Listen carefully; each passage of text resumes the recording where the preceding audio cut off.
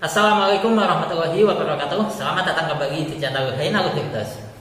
Oke teman-teman, kita akan melanjutkan lagi mengi'rab kitab Tauqarib pasal tentang riba bagian yang kedua sebagaimana judul. Jadi langsung saja kita mulai.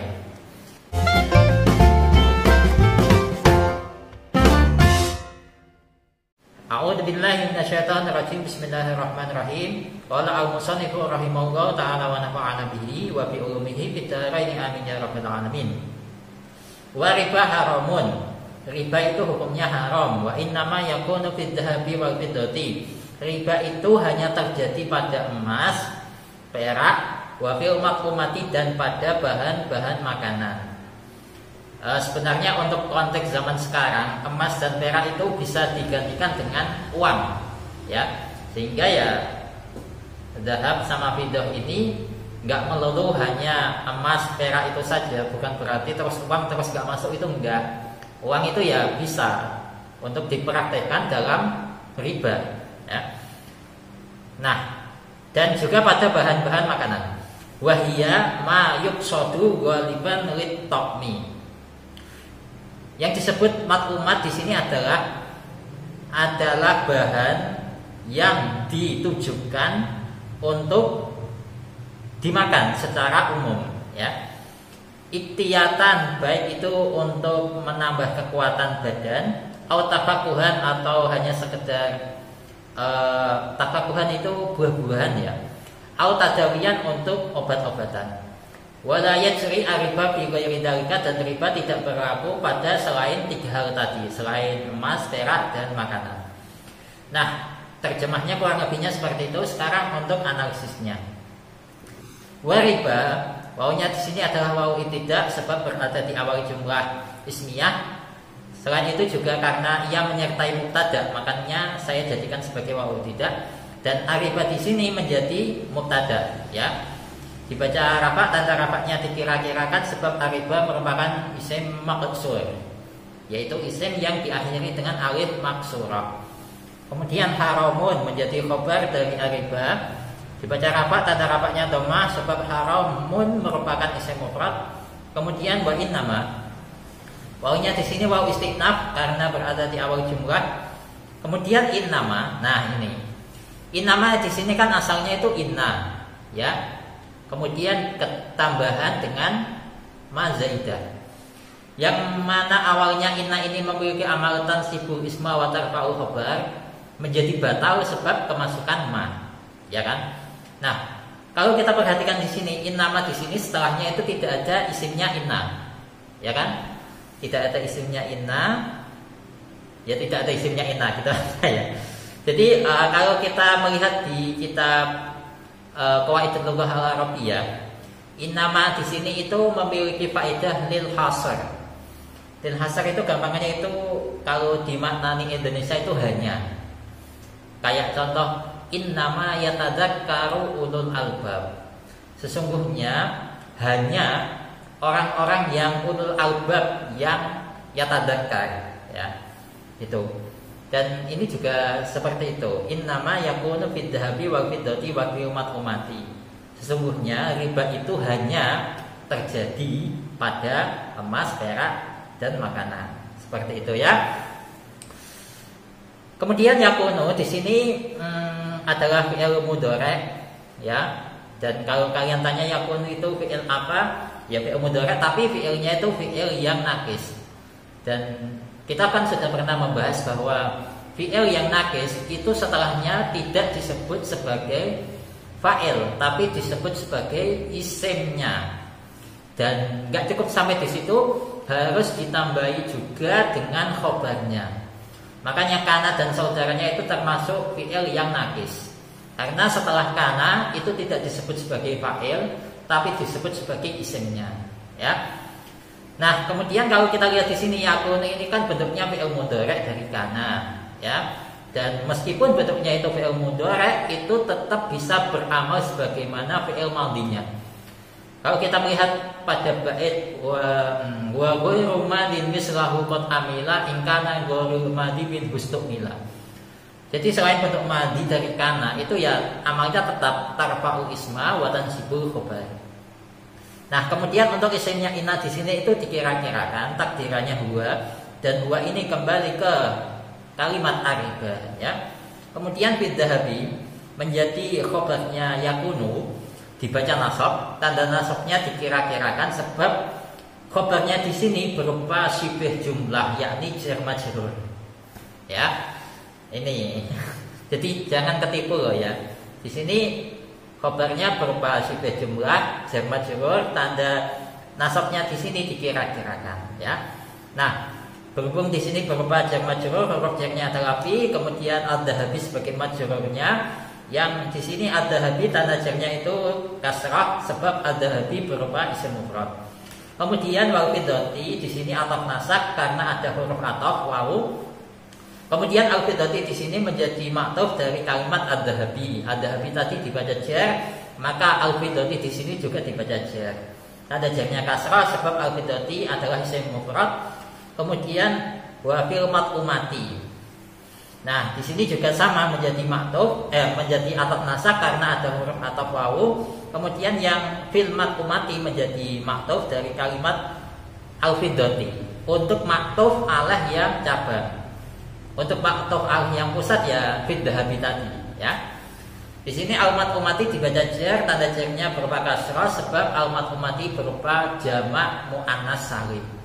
Jadi kalau kita melihat pada bait wa ma bita wa alifin qad jumi'a yuksaru fil jari wa fin nasbi ma'a, bahwa tanda jar ataupun nasab dari jamak muannas salim itu menggunakan kasrah.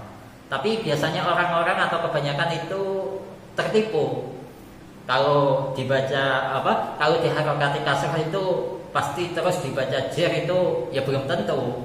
Bisa saja itu dibaca nasab. Kalau kita melihat pada contoh khalaqallahu samawati wal arda. As-samawati di situ dibaca nasab, tanda nasabnya kasrah ya. Jangan ketipu loh ya. Kemudian wahya, wawunya di sini wawu ibtidah sebab berada di awal jumlah ismiyah dan ia posisinya itu sebelumnya mubtada. Kemudian hiya di sini menjadi mubtada, dibaca rafa, tanda rafanya dikira-kirakan sebab hiya berupa isim dhamir. Kemudian ma menjadi khobar, dibaca rafa, tanda rafanya dikira-kirakan sebab di sini berupa isim mausul ya. Isim mausul itu hukumnya mabni. Kemudian yuksadu ya. Yuksadu di sini menjadi silah dari ma ya. Silahnya di sini berupa jumlah fi'liyah. Dan kalau kita melihat kalimat yuksadunya saja secara sigot, yuksadu di sini adalah fi'il mudhari' yang mabdi majhul ya, dhamma awaluhu wa futiha ma qabla al-akhir. Otomatis setelah fi'il yang mabni majhul itu membutuhkan naibul fa'il.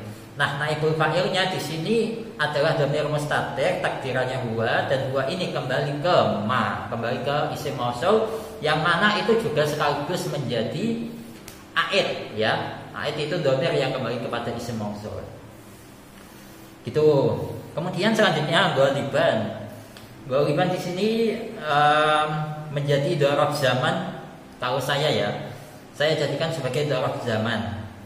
Karena ia menunjukkan waktu waktu ya kebanyakan orang. Atau kalau misalkan kalian berpendapat kalau ghaliban di sini itu menjadi mansub binas khobat, silahkan kalian tulis di kolom komentar. Sertakan juga alasannya kenapa. Nanti kalau misalkan alasannya itu kok sekiranya itu masuk akal, nanti ya akan menambah wawasan saya ya. Gitu. Jadi di sini ghaliban saya lebih condong menjadikannya sebagai dzaraf zaman. Kemudian li taqmi. Di sini saya bacanya toknya itu diharokati fathah, tapi kalau di kitab Hasyiah Bajuri yang ada harokatnya itu dibaca litumi, dibaca dhammah. Nah, kemudian di sini saya bandingkan antara tokmun ya, kalau kita rafakan tokmun dengan tukmun, saya bandingkan di kamus Al-Ma'ani.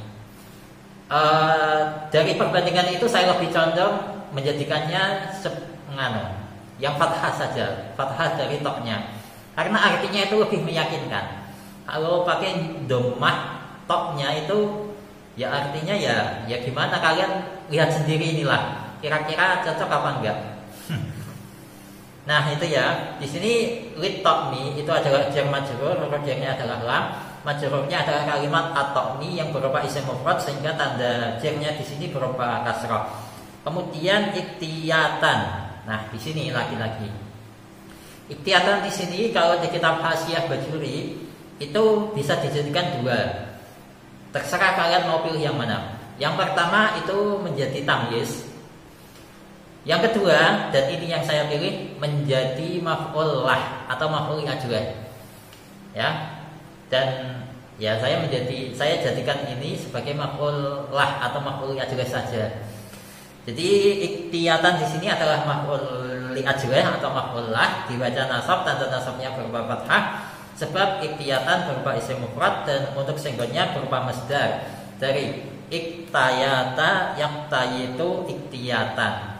Jadi kalau kita melihat definisi dari maf'ulah atau maf'ul ajwah itu yunsabu maf'ulan lahu masdaruin abana taklilan kajud syukron wadin. Di situ berupa masdar dibaca nasab menunjukkan alasan melakukan sebuah pekerjaan. Ya. Nah di sini alasan bahan itu dijadikan sebagai makanan itu karena iktiyatan untuk menganu kekuatan tubuh, menambah kekuatan tubuh atau mencari kekuatan tubuh. Itu terserah kalian memaknai, pokok intinya itu untuk menambah kekuatan yang ada pada badan, ya. Itu. Kemudian lanjutnya al-tafakuhan. Di sini adalah ataf nasab karena ada huruf ataf au, kemudian tafakuhannya menjadi maktuf dari kalimat iktiyatan. Juga sama-sama dibaca nasab, tanda nasabnya berupa fathah sebab tafakuhan itu adalah isim mufrad ya, dan untuk secara singkat juga sama menjadi masdar ya.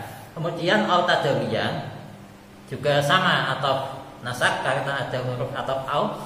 Tadawiyannya di sini menjadi maktuf dari kalimat tafakuhan ya, juga dibaca nasab, tanda nasabnya fathah sebab tadawiyan berupa isim mufrad. Kemudian wala yajri. Wala dulu. Wawunya di sini adalah wawu istighnaf karena berada di awal jumlah. Di sini berada di awal jumlah fi'liyah. Kemudian lanya di sini adalah la nafi menunjukkan makna tidak. Kemudian yajri adalah fi'il mudhari ya, yang diakhiri dengan huruf ilat yakni ya. Dan di sini dibaca rafa ya, tanda rafanya dikira-kirakan sebab di sini fi'il mudhari'nya itu fi'il yang mu'tal akhir ya. Kemudian ariba di sini menjadi fa'il dari yajri, dibaca rafa, tanda rafanya dikira-kirakan sebab ariba berupa isim maksur. Kemudian fi ghairi dzalika adalah jar majrur, huruf jarnya adalah fi, majrurnya adalah kalimat ghairi dzalika. Ghairi sebagai mudhafnya, dzalika sebagai ghairi sebagai mudhafnya, dzalika sebagai mudhaf ilainya. Dan sekian dulu untuk pembahasan kali ini. Wallahu a'lam bishawab. Semoga barokah. Al-Fatihah.